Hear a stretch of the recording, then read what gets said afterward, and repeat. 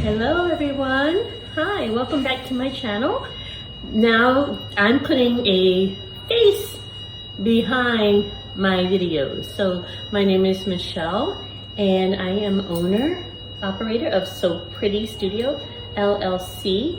I also own and operate Bridal Couture Academy, which is my YouTube channel and also my platform for helping entrepreneurs who are creatives, designers, and so is to help them launch into entrepreneurship.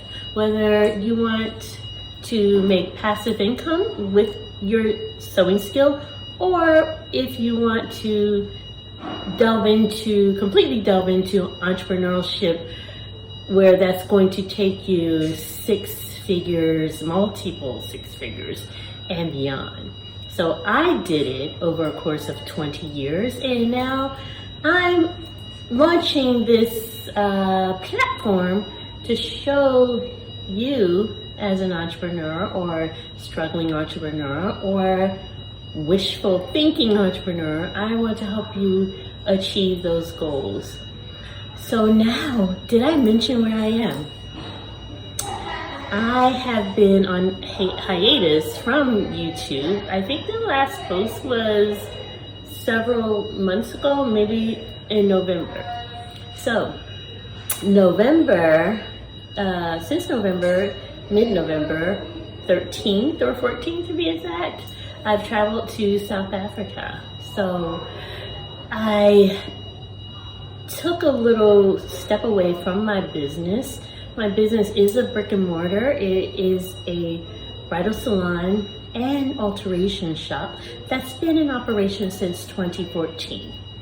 Well, this in brick and mortar, on the brick and mortar front.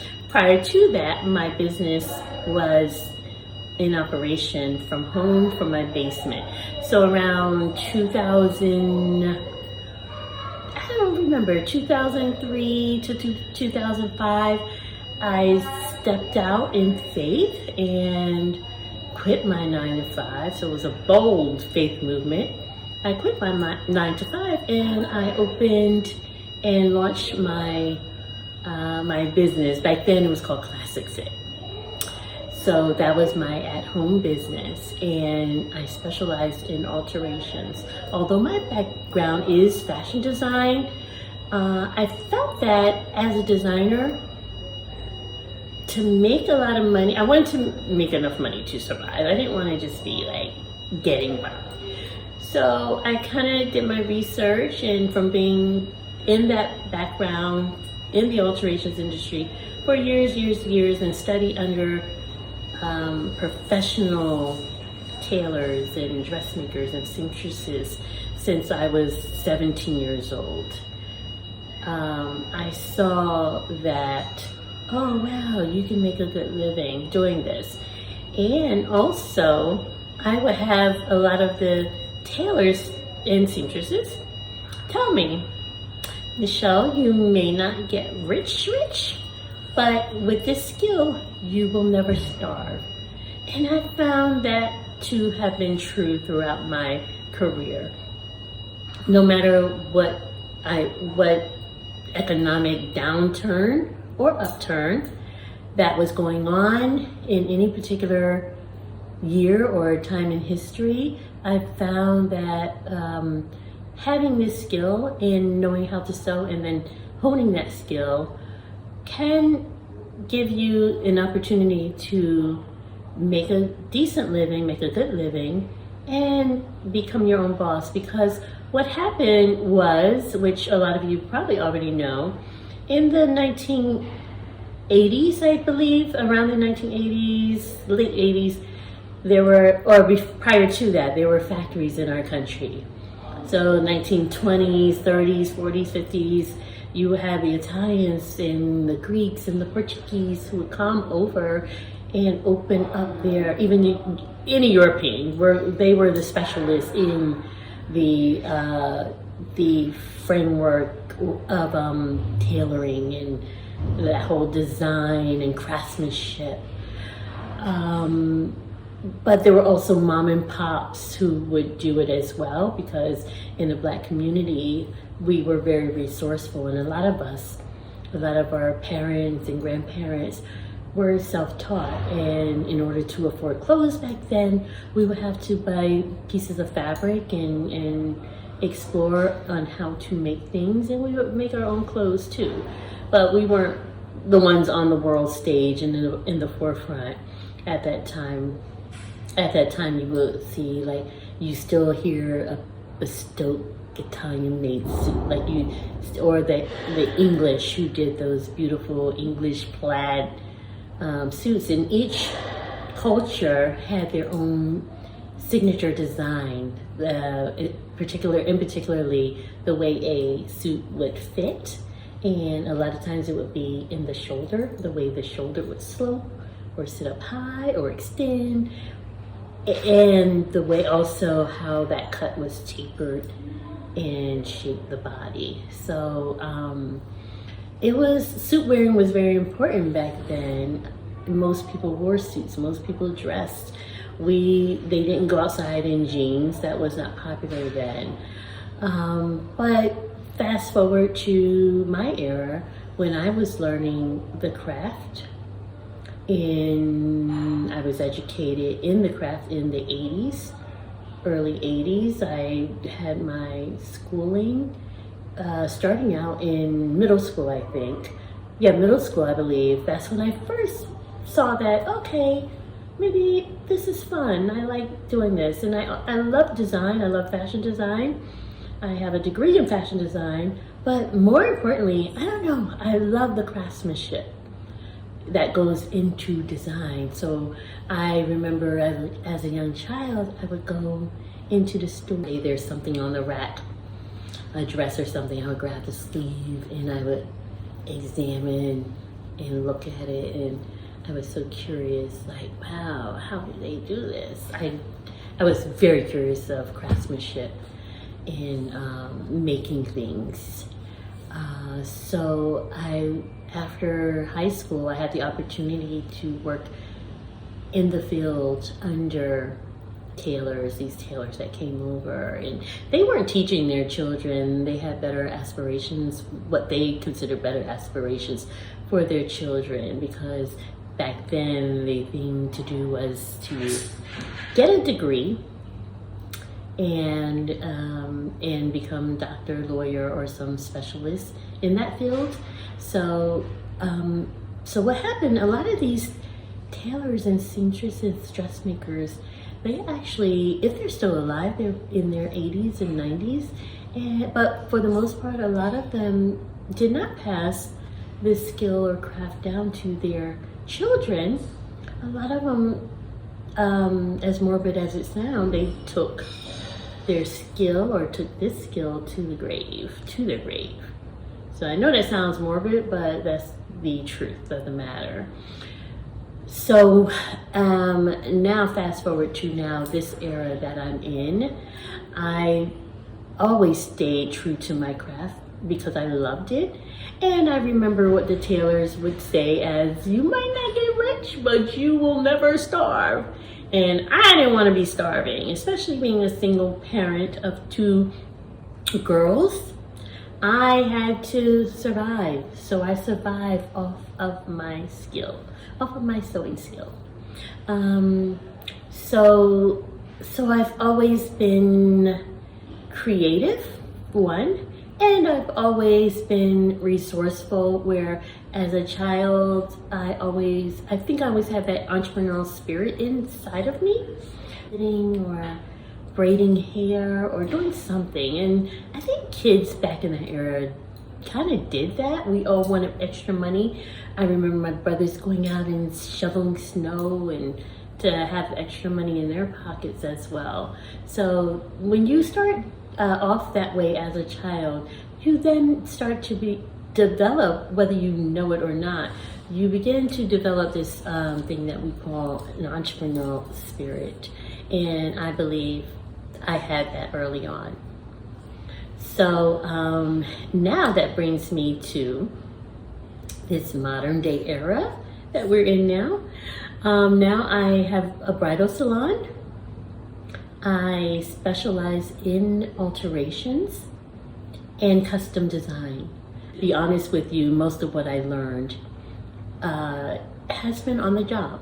So unfortunately, college don't teach you, the college will give you that broad overview of your design, and they will teach you the concepts of pattern making and draping and all of that. But in 4 years of each class being only 2-3 months, I don't remember, but in that span of time, that limited span of time, it's not enough to then graduate and call yourself a professional.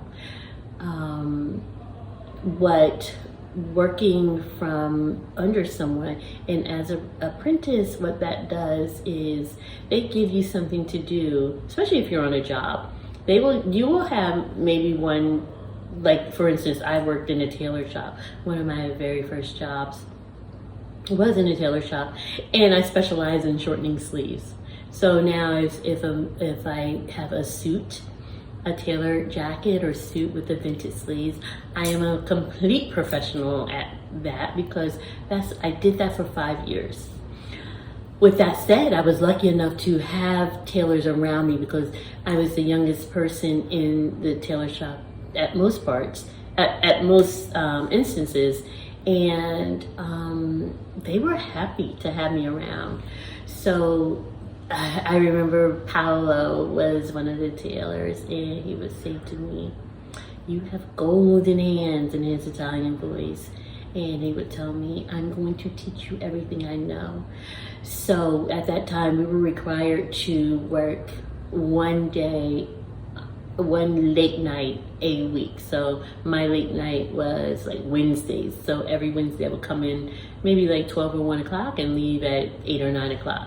And those slow times, Paolo would show me how to taper in the jacket, how to fix the collar roll on a men's jacket. He would teach me taking in and letting out the crotch and all of these things that pertain to like men's tailoring as far as alterations. So I learned that, and I also, with that said, I was so curious that I have books. Like right now I have a library of books, tons of books. And I would study those books. So I would study my craft because I loved it that much. So that's a little bit about me. I can go on and on and on because I have a wealth of knowledge and a wealth of experience in this field. My desire is with Bridal Couture Academy is to be able to teach the new generation of up and coming professionals or up and coming designers to help them in honing in on that craft that they may love, and teach them that you don't have to constantly try to guess. Launching under Bridal Couture Academy, my very first course is the alterations, and the reason why is because you can make money off of alterations. I think even more so than you can as a newbie in fashion design. It's hard out there because as far as fashion design, you're competing with factories, you're competing with corporations and companies, you're competing with names like J-Lo, whatever her brand is, and Jessica Simpson, who these people are not designers, but they have that name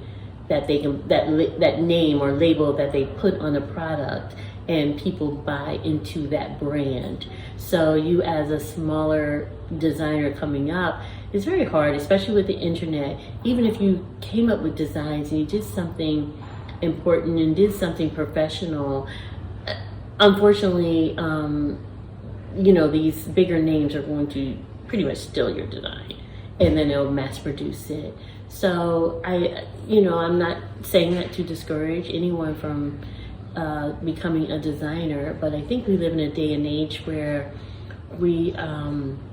there's a lot of challenges going on, and people are becoming unemployed and losing their jobs and hating their jobs even. And I think to rectify that situation somewhat would be to explore the area of entrepreneurship. Like I said, I've been doing this professionally for 40 years. And even though my business, we're in a crazy economic time right now. And I have to tell you, even my business has been affected by it. But I'm confident in knowing that because I have this skill that I have built upon and scaled my business upon, I am surviving and able to survive throughout this economical downturn. And that brings me back to why I'm here in South Africa. There's a shift going on and we all can feel it. If we're honest, we don't know what's going to happen, but I think a lot of people know something's happening. So I have my business in the United States, but I'm also preparing for that shift. So I am investing in South Africa as well. And that's the beauty of entrepreneurship, how you can grow a business. It doesn't have to be perfect, but I can give you the tools to help you grow that business and scale that business, where you then start to, your business, keep in mind your business is an asset in itself. So you can scale that business and take money and invest in property. And once you grow equity in that property, you can sell that property. You can take that equity out and invest in something else, a business or another opportunity. In my case, I took equity out of my house and I'm investing in South Africa. I register a business because now I think I want to explore the idea of developing a line here in South Africa. So I registered my name, and I can tell you about that a little bit more. And I think I'm also going to register my business in the States, which is So Pretty Studio, LLC. I think I would have to name it So Pretty Studio, PTY, instead of LLC, something like that. But it's easy to register a business here. The only drawback is it's not as easy to operate in the business without a temporary residency. So that's, I'm trying to work things out because I do want to eventually retire and live here. That's my ultimate goal. I see opportunity all around. I also see businesses that you no longer see in the States. I see them here, and I see those businesses doing very, very well. So because although right now I think the US dollar is $1 US, what do you call it, exchange rate, the rate of exchange. Right now it is $1 US to about 18.6 Rand, South African Rand. So that means that our US dollar can go very, very far here. And so in my research and just paying attention to what's going on, I'm like, as a business owner, you always look for opportunities, and I'm like, So I'm figuring it out. I am loving South Africa. The people are so wonderful. I heard someone say, or people say, that in South Africa, the greatest resource is the people. And I find that very true. Although it's beautiful, it's bringing me peace. I have to be honest, before I left the States in November, I was under a tremendous amount of stress. I even said to myself, I feel like I have anxiety. And I never ever use that word to describe how I'm feeling. But before I left the States, I felt like under so much anxiety. I have to return to the States in February, but I am enjoying myself. And while I'm here, I am exploring and building on my Bridal Couture Academy. I am able to operate So Pretty studio from the States because a lot of things at my studio are automated, except for when my customers come in for their fittings and for shopping. But however, I do have a staff to take care of my clients when I'm here. So enough of my rant. I am about to go fabric shopping, so I will touch base with you guys in another video to unveil what I purchased, if I purchase anything, but I'll take some footage of the fabric stores when I'm inside, and just to show you a little bit of what South Africa has to offer as far as fabric. Thanks again, and I will see you on the next video. Please like, share, and subscribe to my channel, and see you soon.